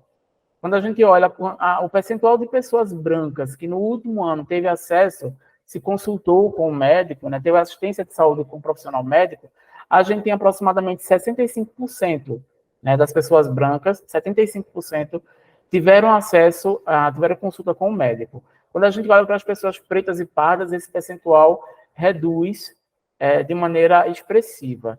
E quando a gente olha para a odontologia, aí é que realmente esses percentuais de acesso diminuem muito, né? A gente vê que metade das pessoas brancas conseguiram acessar um serviço de saúde para ter acesso ao serviço odontológico, e quando a gente olha para as pessoas pretas e pardas, a gente tem uma redução expressiva, né, desse acesso. Outra questão importantíssima que vai reverberar lá no final da minha fala, que é a necessidade da gente perceber que quando a gente está pensando em política de saúde para a população negra, a gente está falando, antes de tudo, né, sobre estratégias de combate ao racismo, seja ele estrutural, né, seja ele institucional, ou apresente-se ele de qualquer outra forma. Quando a gente fala de política para essa população, a gente não tem como desvincular a elaboração, a implantação, a implementação dessa política de uma maneira desvinculada do combate, do enfrentamento ao racismo. Então, em relação ao acesso, 12%, né, das pessoas pretas e 11% das pessoas pardas já se sentiram discriminadas nos serviços de saúde. E eu, particularmente, acredito que haja uma subnotificação, né, nesses percentuais, mas são os percentuais oficiais que a gente tem. Quando a gente olha para toda a população brasileira, a gente vê que as pessoas negras, em sua grande maioria, completamente SUS-dependente, né? Então, 79% das pessoas negras não possuem plano de saúde, e a gente sabe que, à medida que a população tem menos acesso, né, quantitativamente falando, a gente sabe que essa pessoa vai estar essa população vai estar mais exposta aos fatores de risco. Então, quanto menos acesso, maior é a vulnerabilidade, né? Maior é o nível de exposição aos riscos. A Covid também já foi colocado, né? A Covid escancarou muito como essa relação do critério raça-cor incide de maneira direta sobre o processo de produção de saúde. Quando a gente olha para o cenário de Covid, a gente percebe que 50% dos óbitos, né, do total de óbitos da Covid, 55% foram de pessoas negras, né, e aí incluindo pretos e pardos, 38% de pessoas brancas. E um dado muito interessante que relaciona óbito com imunização é o fato de que os negros, né, a gente começou o processo de imunização em janeiro de 2021. Então, no primeiro semestre de 2021, a gente tinha que a quantidade de negros imunizados com a primeira dose da vacina dava em aproximadamente 1.700.000 pessoas, e a quantidade de pessoas brancas era o dobro, né, imunizadas com a primeira dose. Então, isso fez com que, né, os negros fossem os que mais morriam de Covid e aqueles que menos recebiam vacina no Brasil. Então, a Covid escancarou essa situação. Indo para o final e parando um pouquinho para contemplar a obra de Janira da Mota e Silva, que foi uma obra, quando a gente chegava no Palácio do Planalto, né, estava lá em Brasília, aí nos últimos 4 anos, ela foi retirada, né, da exposição pública e agora está sendo recomposta porque foi danificada e em breve voltará à exposição pública em Brasília. Finalizar a fala apontando, né, como Sankofa, olhando para o futuro e pensando em alguns desafios. São muitos desafios quando a gente fala de saúde da população negra. Eu queria apontar 3, especificamente. O primeiro desafio é disseminar a compreensão de que estruturar políticas e ações voltadas para a população negra, como eu tinha colocado, é, antes de tudo, pensar em estratégias de enfrentamento ao racismo estrutural. E, para isso, dentro da área da saúde, nós temos a abordagem dos determinantes sociais de saúde, que consegue dar conta dessa abordagem. Então, a gente precisa fazer com que isso, nos cursos de graduação na área da saúde, não somente na medicina, mas nos demais cursos, essa seja uma realidade que paute, né, curricularmente a maneira como a gente vai abordar o processo de saúde-doença. O segundo desafio, né, é a efetivação da portaria 343, de 1º de fevereiro de 2017, que dispõe sobre o preenchimento do requisito raça-cor nos formulários de todos, nas fichas de todo o sistema de informação em saúde. Muitas vezes, quando a gente vai fazer um levantamento epidemiológico, a gente se depara, eu vejo isso diariamente com os meus alunos, a gente se depara com uma quantidade, um percentual gigantesco de variável raça-cor ignorada, né, não preenchida, não notificada pelos profissionais de saúde, e isso faz com que a gente não tenha um panorama epidemiológico aproximado, né, fidedigno daquilo que acontece na realidade da produção de saúde. Então, esse continua sendo um desafio para quem está formando profissionais de saúde para o SUS e para os profissionais que já estão na prática, porque a gestão se agora precisa, né, tem feito um trabalho hercúleo para sensibilizar os profissionais para a importância do registro da variável raça-cor. E, por fim, como terceiro desafio, né, reforçar a necessidade de inclusão das questões raciais enquanto determinantes do processo, tanto de adoecimento, quanto de morte, quanto de produção e de promoção da saúde, né, enquanto bem coletivo, nos currículos formativos da área da saúde. E é por isso, né, que essa estratégia, esse projeto que não é só de pesquisa, né, é um grande projeto que tem um braço de extensão e tem de pesquisa, que é o Enegrecendo Currículos, é tão necessário, né? Continua sendo um desafio para a gente. Essas aqui são duas das principais referências que eu utilizei nessa fala, e agora acho que a gente vai debater, né? Obrigado, João, mais uma vez. Acho que você trouxe apontamentos importantes aí. Agradecer também a fala dos demais convidados e convidadas, né? Fleury, que voltou ali, que tinha saído. Eu acho que vocês trouxeram aí apontamentos, acho que bem amplos e fundamentais para a gente pautar essa questão do raça dentro do debate a partir da questão da saúde, né? E só fazendo um balanço aqui, acho que Fleury, na primeira fala, trouxe aí aspectos importantes, sobretudo nessa questão do aspecto histórico da população negra no Brasil, fez esse recorte dos dados, né? Trouxe a questão da desigualdade na raça e da racial na saúde, trouxe também a questão da política nacional de integração da saúde da população negra no Brasil. Eu acho que foi um consenso aqui entre todos vocês que trouxeram essas falas, né? Acabou que foi um assunto muito presente na fala de todo mundo. Eu acho que Rose destacou aí a questão do papel das mulheres e a questão da branquitude dentro desse espaço de saúde, que eu acho que é um tema que a gente precisa discutir também. A gente tem tratado isso no nosso podcast, acho que vocês vão ver, a gente vai lançar, vai mandar aí todo mundo, vocês vão ver lá depois no nosso site. E a fala do professor João, que trouxe essa questão da política de Estado, né, e da política de governo, essa diferenciação. E aí eu vou abrir aqui para o debate, eu já estou vendo que tem gente se manifestando aqui, então Raíza está com a fala, e quem quiser se inscrever para fazer perguntas, é só sinalizar aqui que a gente abre as inscrições. Então, Raíza, está contigo. Oi, gente, boa tarde, né? Meu nome é Raíza. Eu queria... Minha fala não é nem um apontamento, é mais...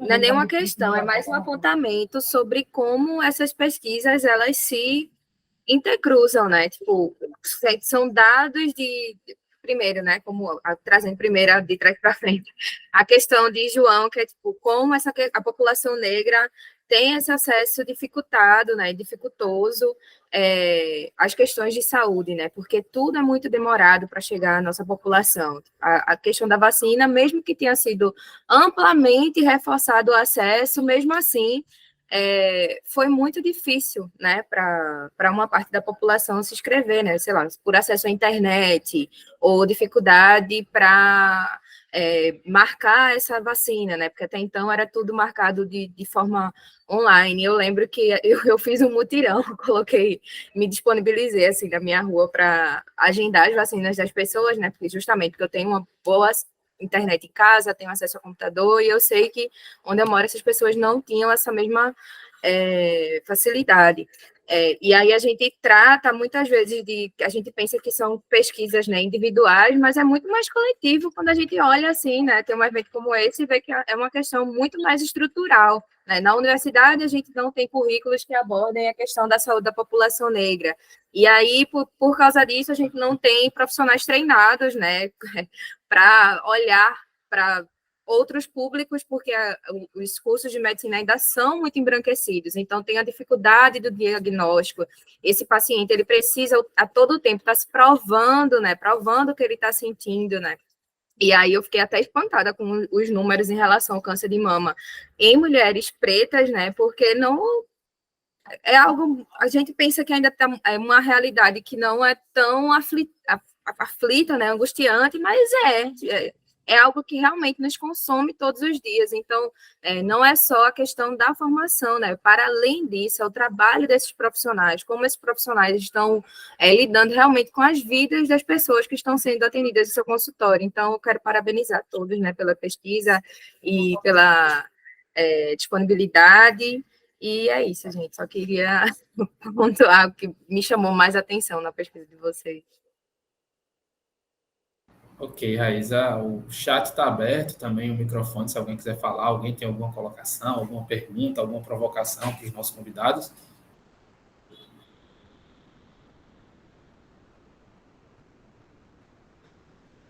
Bom, então, alguém abriu o áudio aí? Pode falar. Não, eu queria fazer um comentário também, acho que contextualizar, eu acho talvez ampliar, né, essa questão que foi discutida aqui no grupo, em relação à medicina, mas me colocar também como profissional de fisioterapia, né? Acho que uma parte do grupo aqui já me conhece. Eu sou docente lá do curso de fisioterapia e a nossa realidade não é diferente. Talvez até em medicina a gente já tenha mais avanços, né, desse cuidado com a população negra do que nas outras áreas de saúde, né? Não posso me aprofundar muito, porque eu não sei a realidade de cada curso, mas eu acredito que a gente esteja ainda mais distante dessa aproximação com a saúde da população negra do que o próprio curso de medicina, que, como vocês bem disseram, ainda tem uma lacuna gigante aí, né, para estar próxima mesmo a essa população. Então, em fisioterapia, a gente tem realmente uma escassez grande de trabalhos, né, de fundamentação teórica, de ementas de disciplina, de conteúdos programáticos voltados para o estudo dessa população. Eu acho que isso é um ponto relevante, né, de se destacar aqui. Um dos motivos, inclusive, para a gente ter pensado nesse projeto de extensão, que uma parte do grupo está parte, né, desse projeto, foi justamente para preencher essa lacuna de a gente tentar pensar em ações afirmativas dentro do curso de fisioterapia para a população negra, e isso começando de uma reforma curricular mesmo, a gente propor, né, emendas, conteúdos de disciplina que possam ser voltados para essa população. E aí eu me lembro que quando estava numa reunião, eu, Ana Cláudia e professor Cássio, a gente pensou, será que a gente coloca também saúde da população indígena? E aí a gente vai pensando, né, nesses grupos que a gente poderia incluir todos, mas aí a gente vai vendo que a dimensão é grande, que acho que a gente até pensou na hora, né, Ana Cláudia, vamos tentar indo por partes para que a gente consiga aprofundar num tema, depois a gente ir incorporando os outros. Mas são reflexões que a gente precisa ter. Eu hoje estou na coordenação do curso, estou tendo a oportunidade de fazer a reforma junto com o grupo lá do NDE, do projeto pedagógico do curso de fisioterapia, e eu acho que esse é um ponto que a gente precisa refletir, né? Até que ponto essas leis que determinam que a gente tenha, né, no nosso programa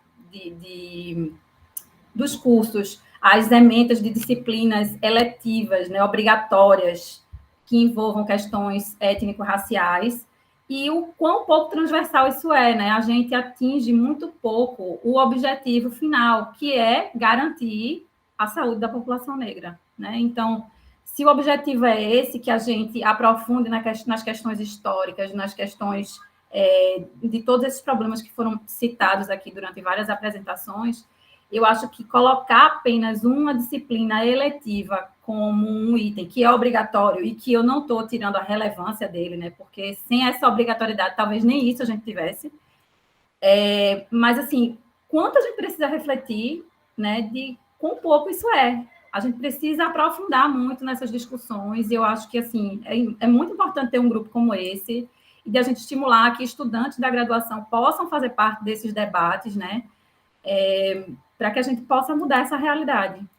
Então, eu queria colocar aqui, assim, que o curso de fisioterapia a gente tem tentado, né, o projeto é meu, não é do curso, mas eu tenho tentado mobilizar outras pessoas para que a gente possa, né, coletivamente promover uma mudança que eu sei que não é a curto prazo, mas que em algum momento pode gerar frutos positivos aí. Então, parabéns ao grupo aí. Eu acho que a Ana Cláudia tem um projeto muito maior do que o meu, é gigante, pega várias instituições, e eu acho que ela vai me ajudar muito nesse processo. Ok. Pronto, pode falar, Ana Cláudia. Então, gente, vou emendar aqui já, né? Já agradeço. Fiquei muito feliz com a complementação mesmo da fala de vocês, né? Cada um com a sua especificidade, mas falando de um mesmo tema de forma diferente. Então, isso foi muito legal hoje. E eu queria, na verdade, pensar um pouco a partir do que vocês colocaram, porque eu acho que os três, né, o Fleury saiu novamente, mas os três falaram, né, sobre um processo de embranquecimento, né, e o quanto isso, na verdade, impacta, desde a formação até a atuação profissional lá na ponta. Né? E aí eu fiquei pensando um pouco sobre isso quando a Rose fala sobre a questão dos dados, né? Que o João também fala, e como esses dados eles precisam ser gerados, e aí se a gente pensar, por exemplo, no quesito raça-cor, e aí a velha pergunta, né? Por que não se preenche? Né? E aí eu estava pensando isso, assim, essa dificuldade de não ver a importância desse dado, né, a partir de um viés da branquitude mesmo, do embranquecimento. Ora, se a gente pauta a branquitude, a gente está falando que a população branca, né, ela não se reconhece racialmente, então ela não se racializa, então como é que ela vai ver a importância desse quesito raça-cor como sendo, por exemplo, um dado importante para a epidemiologia? Né? Então, a gente só vê aí como tudo isso realmente está entrelaçado. Então, quando vocês falam, e a Rose fala sobre um pacto narcísico, né, da branquitude, e que esse pacto também é um pacto narcísico da meritocracia, né, isso tem tudo a ver quando a gente começa a articular e a pensar nessa geração desses dados, né, assim, e o João apresenta, esses dados existem, né, então, assim, por que não são levados em consideração? Eu achei muito interessante porque a fala de vocês faz com que a gente reflita sobre essa amplitude mesmo da branquitude, né? Esse olhar branco para a saúde, para os dados da saúde. Muitas vezes também um dado produzido também por pessoas brancas, não é? Então, se vocês pudessem falar um pouquinho sobre isso, deixa eu dar uma rodada aí, né? Depois a gente volta novamente, que eu teria outras questões, mas deixa vocês respirarem aí um pouquinho também. Ok, tá com a palavra a mesa aí para vocês fazerem essa primeira. Rose, você quer falar?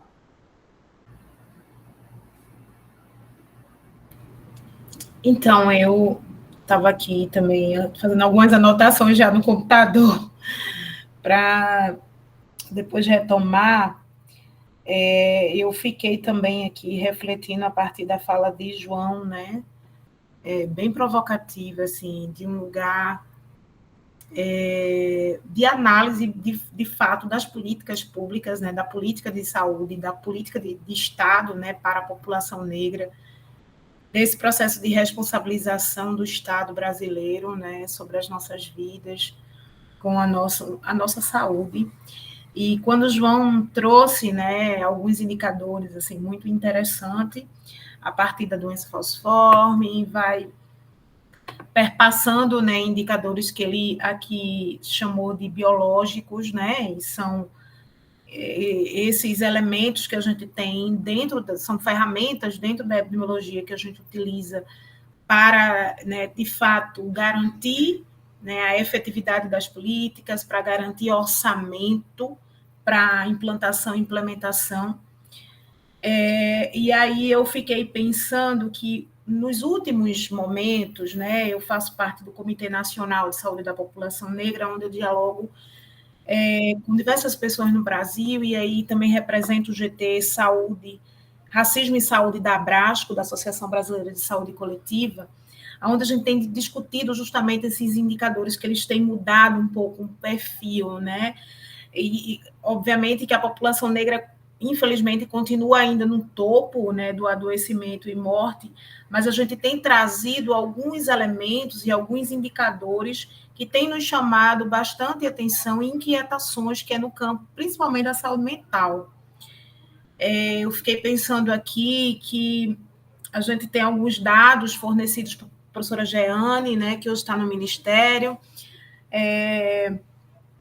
Emiliano também, que são grandes cientistas na área da saúde mental da população negra, que a gente tem aí um grande volume de pessoas, principalmente na adolescência e juventude, com adoecimentos mentais, psíquicos e emocionais, né? O quanto de herança a gente tem desse processo racista, né, dos sistemas que a gente lidar nesse dia a dia.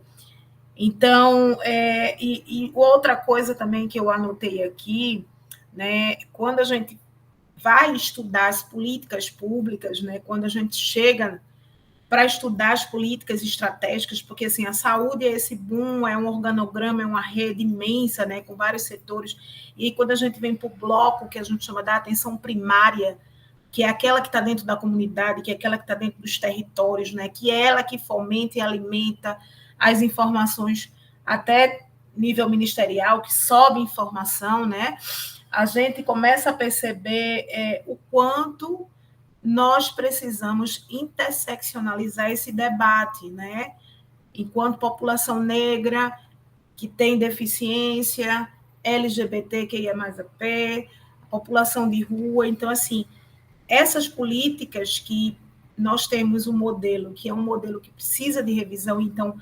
esse é o nosso grande papel hoje, que pensa, né, e está mais direcionado, vamos dizer assim, dentro da implementação da política de saúde da população negra, é de que forma a gente faz esse debate, né, na ponta, num território, na comunidade, né? Então, esse é o nosso grande desafio, porque a gente tem um modelo que é um modelo que precisa ser, essa modelagem precisa ser refeita, ou, na verdade, não refeita, mas ela precisa ser revista, né? Muito se tem de realidades totalmente diferentes, principalmente quando a gente vai discutir algumas populações que são populações chaves na implementação das políticas. Uma outra questão também que eu anotei aqui, eu estou trazendo alguns elementos que eu considerei que acho que é importante a gente discutir nesse momento, né, é que quando a gente fala sobre saúde da população negra, né, muitas vezes a gente vem dessa construção, né, que é a construção eurocêntrica, no pensar eurocêntrico, por isso que dá importância do resgate da medicina ancestral, das parteiras, das rezadeiras, das benzedeiras. Então, a urgência no resgate dessas tradições que nos mantiveram e nos mantêm em algumas comunidades e territórios é algo que a gente precisa, né, começar a fazer essa provocação. E a universidade é um dos caminhos, né, que a gente pode utilizar como caminhos, né, de resgate também de onde estão essas mulheres, que a maioria são negras, são indígenas, né, que estão aí o tempo inteiro, muitas vezes, né, matando a sede e a fome da população, no sentido amplo, acolhendo da sua forma mais humanizada, né, as pessoas que estão no território, e de que forma a gente visualiza esse saber, né? Então, lendo alguns textos históricos no estudo da política de saúde da população negra, eu me deparo com um texto que fala sobre a questão da saúde bucal, né? Um texto de 1975, uma literatura até antiga, né? Vamos dizer que não está tão atualizado, um referencial teórico tão atualizado, mas que, para mim, quando eu faço a comparação, ela é muito real, né? Então, que fala sobre essa questão da estética bucal da população negra, que tem uma estética que é implantada hoje, né? Quanto mais a gente se aproximar com esse sorriso eurocêntrico, esse sorriso branco, né? Mas a gente vai se enquadrando nesses moldes, e nós temos nossa arcada, né? Herdada, né? Da nossa ancestralidade, que tem o nosso processo, que faz parte da nossa anatomia, né? A nossa anatomia é uma anatomia que pertence, né, ao nosso corpo, não só biologicamente, fisiologicamente e anatomicamente. A nossa anatomia, ela também dialoga para fora, com o ambiente, né? Isso é importante que a gente também pare, assim, a gente faça algumas provocações para diversas áreas. Então, falar sobre saúde da população negra é falar de um corpo fisiológico, né, multidisciplinar. Então, assim, e é trazer as nossas práticas também, resgatar as nossas práticas ancestrais, né? A gente tem noção, é importante trazer indicadores, falar sobre doença falciforme, diabetes mellitus, hipertensão arterial, né, mioma uterino, glaucoma, tracoma, que são uma série de comorbidades e morbidades que a gente tem, que a população negra vem aí, né, adquirindo ao longo dos anos, mas urgente também, eu acredito, é a gente buscar esses caminhos, ou resgatar esses caminhos, né, que nós temos de cura, né, de cuidado. Então, a política pública, ela também precisa pensar, né, na comunidade quilombola como uma comunidade potente no saber, né, no cuidado à saúde. Os terreiros, as religiões de matriz africana, os terreiros, eles são locais de acolhimento, são locais promotores de saúde. Então, muitas vezes, antes da pessoa ir para um médico, né, ir para a unidade de saúde, ela passa lá no seu terreiro, se consulta e vem aqui, como eles dizem, né, para a medicina, para o homem, a mulher da bata branca. Então, assim, como é que a gente valoriza esses espaços e essas religiões num cuidado, num chazinho, no banho, num acolhimento psicológico, né? E como é que essas pessoas que estão acolhendo estão sendo cuidadas pelo olhar enquanto, né, saúde, enquanto política? Então, assim, era só esses elementos que eu queria contribuir nesse momento. Ana, assim, tentando te responder de uma maneira bastante direta, essa questão que é muito complexa, né? O teu questionamento é, bom, mesmo com as orientações, por que é que não se notifica, né, a raça-cor? Eu acredito que há um gap informativo importante para compreender a raça, porque a raça-cor, ela é uma categoria epidemiológica, né? E que já foi assimilada pelos sistemas de informação. Então, a gente já tem um campo lá para notificação dessa categoria. A gente tem outras categorias, quando a gente compara com raça-cor, que ainda nem chegaram nos sistemas de informação. Na verdade, a epidemiologia ainda nem adotou essa categoria como uma entidade epidemiológica, um marcador epidemiológico. Por exemplo, orientação sexual ainda não é considerada um marcador epidemiológico. Os nossos sistemas de informação, em sua grande maioria, não colocam orientação sexual de maneira difundida como um marcador epidemiológico. E se a gente não notifica, a gente invisibiliza e a gente não tem a noção da magnitude, né, do tamanho, da incidência, da prevalência. Então, há alguns outros marcadores epidemiológicos que ainda estão engateando em relação à raça-cor. A gente tem um campo raça-cor para notificar, mas há um gap formativo gigantesco, porque não entende, né? O professor, muitas vezes, das áreas de formação da medicina e das outras profissões da saúde não apresentam o critério, né? A categoria raça cor como algo que pode e vai, na maioria das vezes, determinar como vai se dar o processo de adoecimento, o processo de morte e o processo de manutenção, perpetuação, né, e promoção da saúde. Então, como não há essa compreensão da raça cor como algo que pode determinar esses eventos, né, vitais, que a gente chama, dentro da epidemiologia, de morte e nascimento, né, a gente acaba negligenciando solenemente. Né? Isso faz com que a gente não tenha um panorama epidemiológico fidedigno, a gente não consegue, então, elaborar políticas públicas de saúde voltadas para uma população que é a população que está no território, porque a gente desconhece essa população. Né? Então, há esse gap formativo histórico, e por isso que o Enegrecendo Currículos é tão importante. Eu tomei conhecimento dessa iniciativa, fiquei particularmente muito feliz, porque a gente às vezes se sente na universidade, muitas vezes dialogando como a tradição cristã, judaico-cristã coloca, né, João Batista, né, pregando sozinho no deserto, dentro da epidemiologia, inclusive, pessoas achando que essa não é, que a gente tem outras urgências, né, e quando a gente olha para o quantitativo de pessoas que dependem exclusivamente do SUS, a gente tem a maioria esmagadora negra, porque espelha a nossa pirâmide, né, racial também. E também há um gap já para aqueles profissionais que já passaram pela universidade, já estão na rede, e muitas vezes, como o Rose tinha colocado, vejam, do mais de 5.000 municípios que a gente tem no Brasil, aproximadamente 57 é que estão com essa política implantada, não é nem implementada, não é nem em funcionamento. Então, tem um gap formativo, mas tem um gap também na gestão do sistema de saúde, que continua não sendo sensível a essa causa, né? E é necessário que a gente tenha uma postura, uma vontade política, por isso que tem uma articulação constante da política da saúde com o movimento negro, com os movimentos negros, né? A gente não só tem um. E isso não sai do radar das pautas desses movimentos desde sempre, né?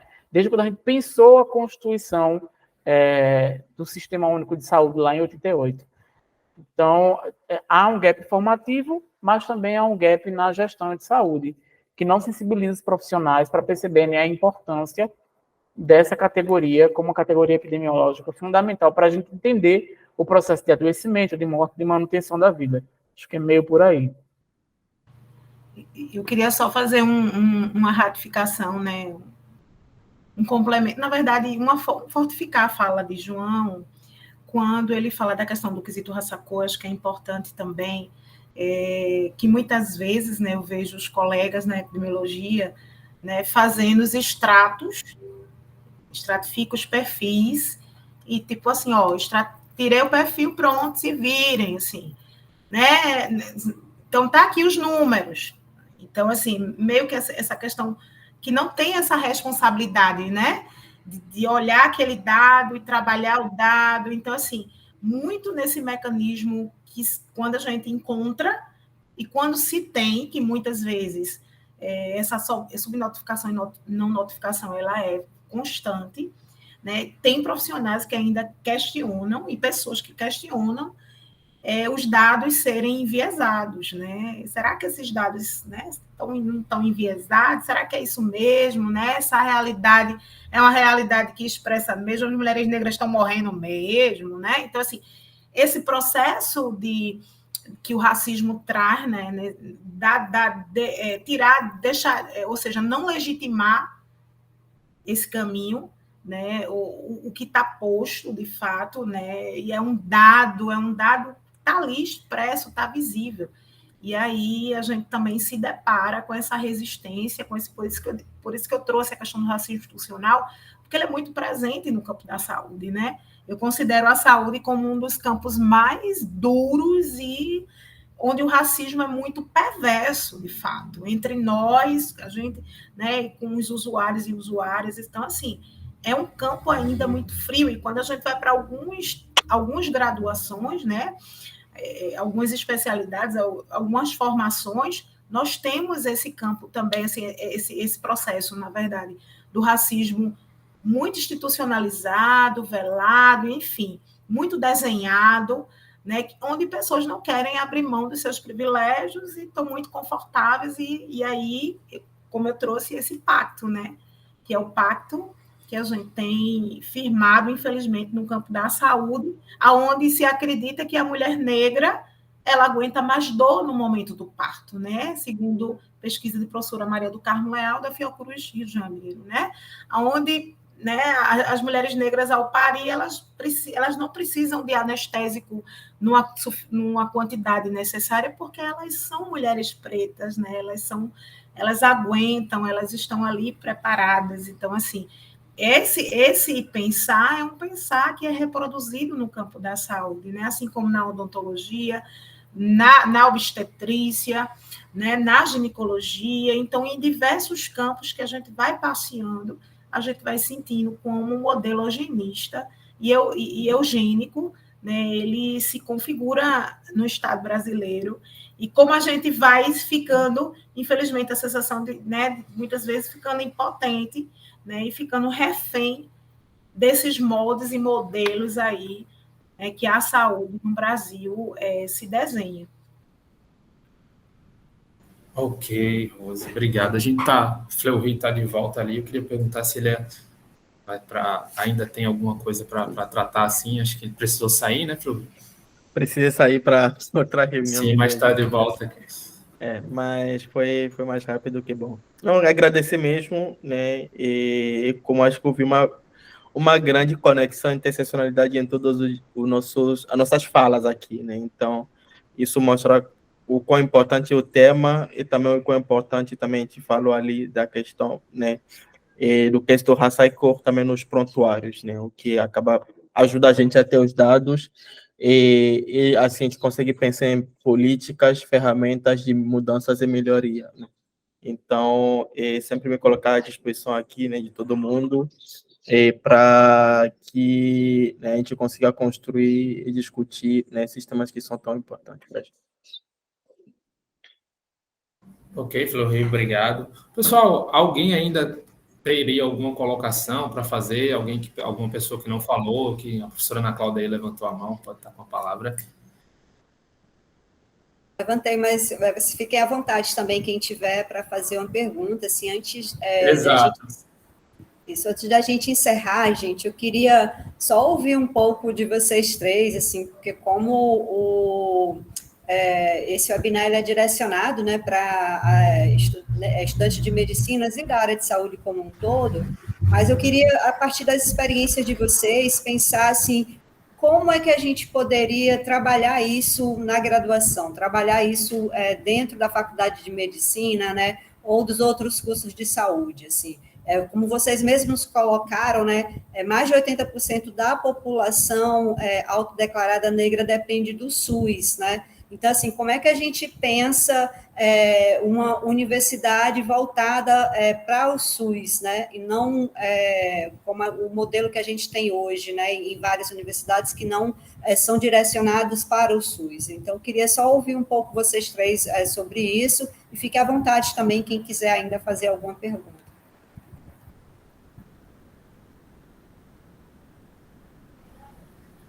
A gente pode seguir a ordem, né, da discussão anterior. Sim. Então, como é que a gente consegue pensar numa universidade voltada ao SUS, né?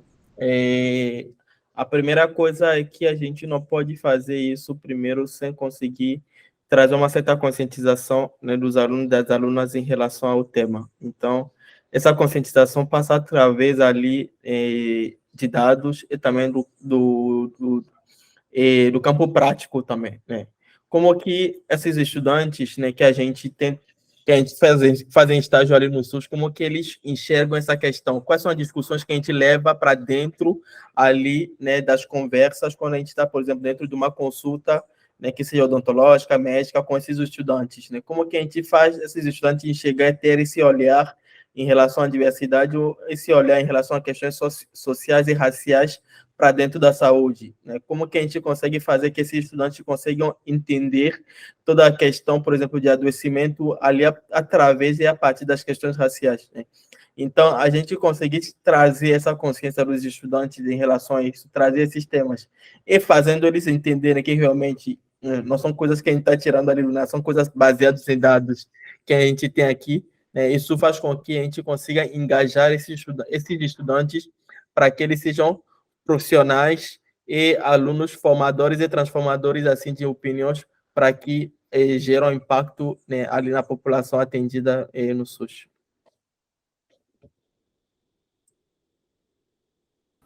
Rose? Então, eu estava aqui separando algumas questões sobre esse processo, né, de fortalecimento da discussão étnico-racial dentro dos currículos dos cursos de saúde e de medicina e dos outros cursos da área de saúde. E aqui eu fiquei e me veio fortemente, né, a Lei 10.639, né?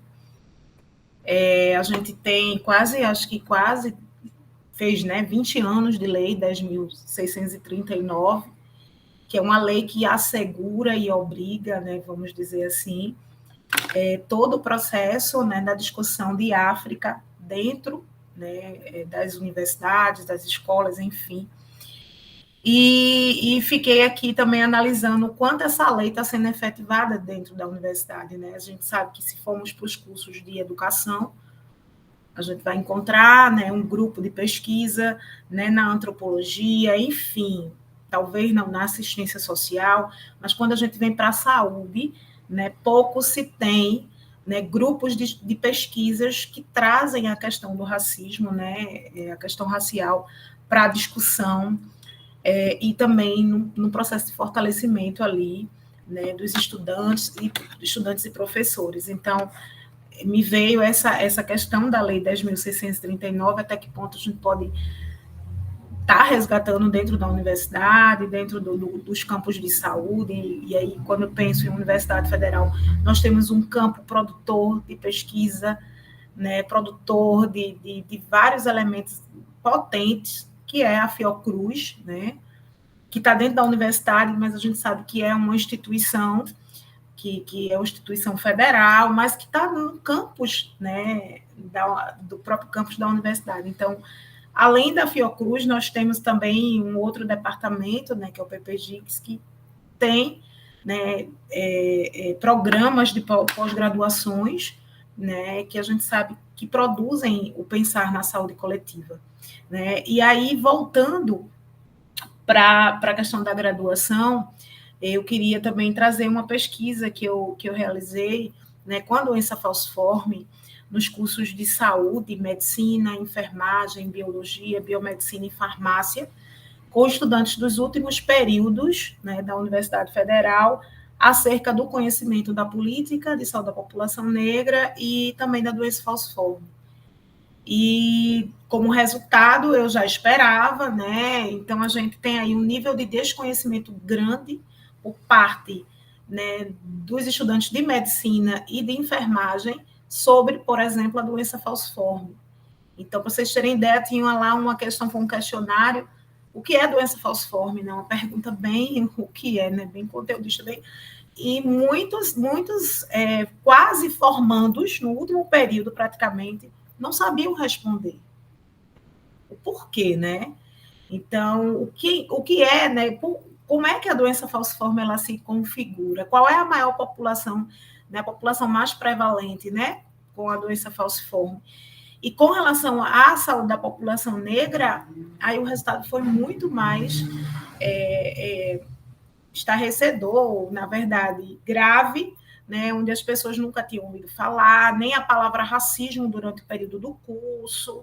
Né? Então, assim, a importância dessa discussão dentro do currículo, dentro da disciplina de saúde coletiva, das disciplinas das políticas, né, porque na saúde a gente tem várias disciplinas, né, abordar também, né, na questão da anatomia, porque eu me lembro que minhas aulas de anatomia eram muito pesadas para mim, né, porque eram aulas que eu sempre me remetia sempre a questão de violências ao meu corpo, né, ao corpo da nossa população, porque os pensadores, os literários, né, eles, a maioria, são eugenistas, e aí a gente tem muito engessado esse processo dentro da universidade. E uma iniciativa que a gente, na verdade, que já é um projeto que a gente vem tendo em parceria com a Universidade de Pernambuco, a UPE, no curso de medicina, a gente tem feito parceria, enquanto política de saúde da população negra do Recife, nas disciplinas de saúde da mulher e saúde reprodutiva e sexual, né?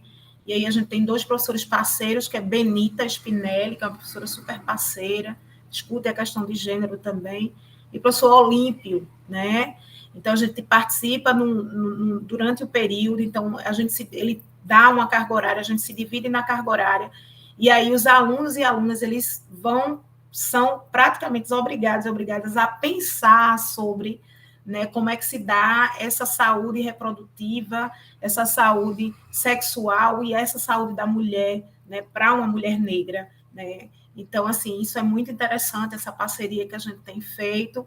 Não é algo que é institucionalizado ainda pela universidade, mas, assim, a gente já está conseguindo, inclusive, ampliar, né? Recentemente, o professor Olímpio me mandou uma mensagem que uma outra professora se interessou, né, para a disciplina dela também, dentro da medicina, na UPE, e a gente está fazendo as conversas para se organizar. Então, assim, tem algumas iniciativas, estratégias que não são estratégias, vamos dizer, a nível, vamos lá, curricular, mas é um extracurricular que eu acredito que seja também importante, porque os próprios alunos, né, quando saem da disciplina, né, a grande maioria, vamos dizer assim, os mais sensíveis, né, principalmente do curso de enfermagem, né, a gente tem uma adesão muito grande, já saem nesse propósito de fazer provocação para os próximos professores, as próximas disciplinas, pensar a partir, né, da discussão étnico-racial.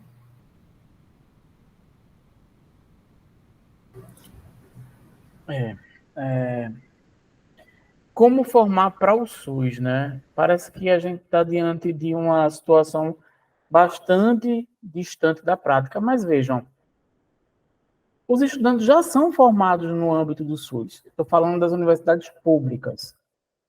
Então, o corpo onde eles aprendem a auscultar, por exemplo, a aferir a pressão arterial, já é o corpo negro.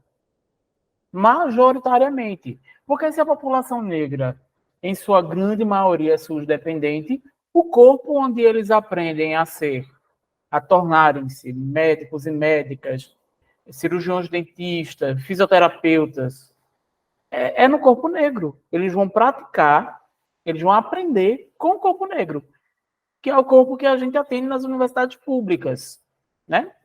É essa a população. Então, não há uma discrepância muito grande entre aquilo que eles vão fazer depois que saem da universidade e aquilo que eles fazem na universidade, porque, em sua grande maioria, é a mesma população. Eles aprendem no corpo negro, majoritariamente.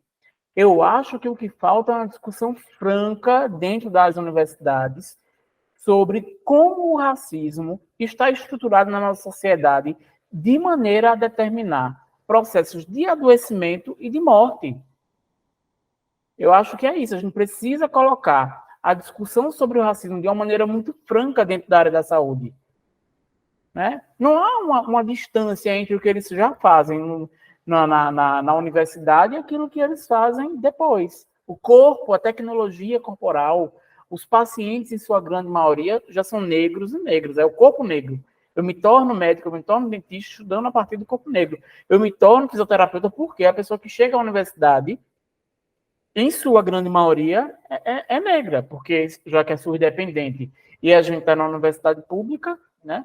Então, eu acho que o que falta é essa discussão franca, curricular, de como o racismo adoece e mata as pessoas no nosso país, de maneira especial, um país que tem todo o histórico de colonização, do qual a gente não consegue se libertar, né? Do qual, inclusive, tem uma estrutura de narrativa para perpetuar esses resquícios coloniais, né?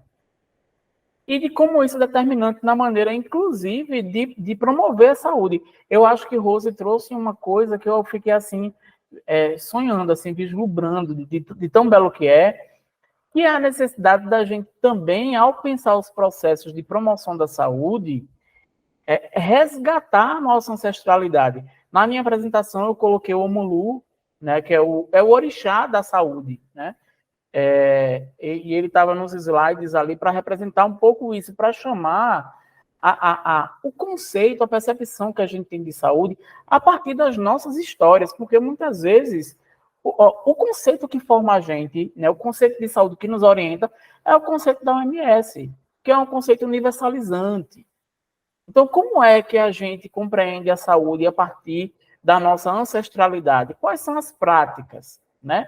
Por que é que o racismo, a estrutura racista, limou, apagou, retirou isso, eclipsou isso da universidade, dos currículos? Por que é tão difícil a gente ter acesso a isso novamente?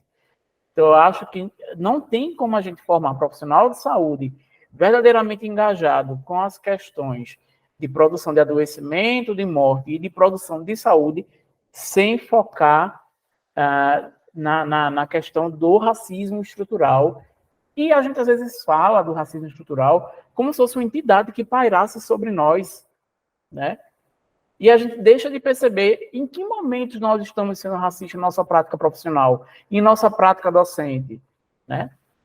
Então, eu acho que a gente precisa, de fato, fazer uma conversa franca sobre quais são os tentáculos do racismo, como é que eles nos abraçam, como é que a gente reconhece isso, e como é que a gente pensa em estratégias a partir da nossa própria história para combater essa estrutura que se aplaca sobre nós.